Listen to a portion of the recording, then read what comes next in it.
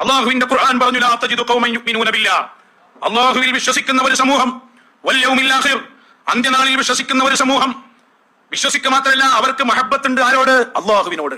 ആ മഹബ്ബത്തല്ലേ ഇവിടെ പ്രധാനം. മഹബ്ബത്തു റസൂലില്ലാഹ്.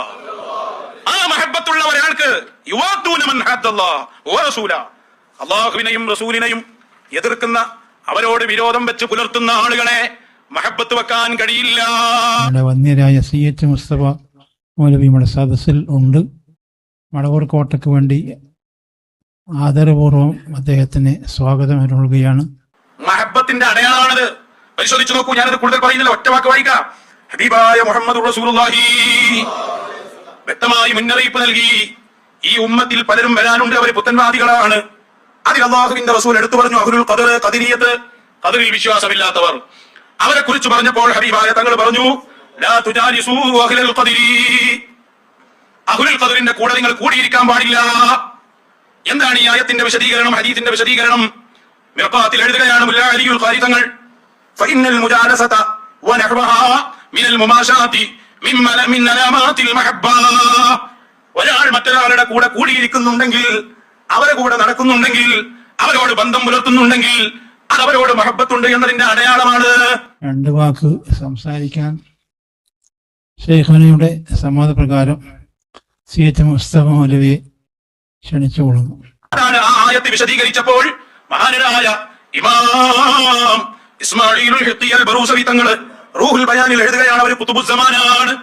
അവർ എഴുതുകയാണ്, ഖാല സഹൽ ഇബ്നു അബ്ദുല്ലാഹി തസ്തുരി റളിയല്ലാഹു അൻഹു, സുഫിയാക്കളിൽ മഹാനായ സഹൽ തങ്ങൾ പറഞ്ഞിട്ടുണ്ട്, മൻ സഹഹ ഈമാനഹു വഅഖ്ലസ തൗഹീദഹു ഫഇന്നഹു ലാ യഗ്നിസു ഇലാ മുബ്തദിഇൻ. എത്ര വലിയ വാക്കാണത്. ഒരാളുടെ ഈമാൻ ഇഖ്ലാസ് ഉള്ളതായാൽ, ശരിയായ ഈമാനാണ് ഒരാൾക്കുള്ളതെങ്കിൽ, ഒരു പുത്തൻവാദിയുടെ കൂടെ ഒരു നേരം പോക്കിന് പോലും ഇരിക്കാൻ അവന് കഴിയില്ല. നമ്മുടെ വന്യരായ CH മുസ്തഫ മൗലവി നമ്മുടെ സദസ്സിൽ ഉണ്ട്. മടവൂർ കോട്ടയ്ക്ക് വേണ്ടി ആദരപൂർവ്വം അദ്ദേഹത്തിന് സ്വാഗതം അരുളുകയാണ്. മൻ വഖറ, ആരെങ്കിലും ബഹുമാനിച്ചാൽ, തൗഖീർ, തഅ്ലീം, ഇതൊക്കെ ഒരു മഅനയാണ്. ആരെങ്കിലും ആദരിച്ചാൽ, ബഹുമാനിച്ചാൽ, പരിഗണിച്ചാൽ, സ്വാഹിബ ബിദ്അത്തിൻ, പുത്തൻവാദിയെ ആദരിച്ചാൽ. മടവൂർ കോട്ടയ്ക്ക് വേണ്ടി ആദരപൂർവ്വം അദ്ദേഹത്തിന് സ്വാഗതം അരുളുകയാണ്. അപ്പൊ ഇരുത്തത്തിൽ ആദരവ് അല്ലെങ്ങനെ? എന്താണ് വഖറ എന്ന് പറഞ്ഞതിന്റെ അർത്ഥം എന്ന് പരിശോധിച്ചാൽ മനസ്സിലാവും. എന്താണ് അള്ളമ എന്ന് പറഞ്ഞതിന്റെ അർത്ഥം? ഈ ഹദീസിന്റെ വിശാലാർത്ഥം ഏതൊക്കെ പെടും? മിർഖാത്ത് തന്നെ എടുക്കാം നമുക്ക്. ഇതൊക്കെ മുല്ലാ അലിയുൽ ഖാരി തങ്ങളുടെ ഇബാറത്ത് കൊണ്ട് തന്നെയാണ് മറുപടി. കാരണം നിങ്ങൾ മുല്ലാ അലിയുൽ ഖാരി തങ്ങളെ കൊണ്ടുവന്നല്ലോ, അതുകൊണ്ട് അവരെ ഇബാറത്ത് വെച്ചുകൊണ്ട് തന്നെ നിങ്ങൾക്ക് മറുപടിയാണ്. മിർഖാത്തിൽ കാണാം, മൻ വഖറ, വഹാബിയെ ആദരിച്ചാൽ എന്ന വാക്കിന്റെ വിശദീകരണം ഐ അല്ലമ ഔ നസറ, രണ്ടും അതിന്റെ അർത്ഥമാണ്. ഒന്നുകിൽ അതിന്റെ അർത്ഥം അല്ലമ, ആദരിച്ചാൽ. നമ്മുടെ വന്യരായ CH മുസ്തഫ മൗലവി നമ്മുടെ സദസ്സിൽ ഉണ്ട്. മടവൂർ കോട്ടയ്ക്ക് വേണ്ടി ആദരപൂർവ്വം അദ്ദേഹത്തിന് സ്വാഗതം അരുളുകയാണ്.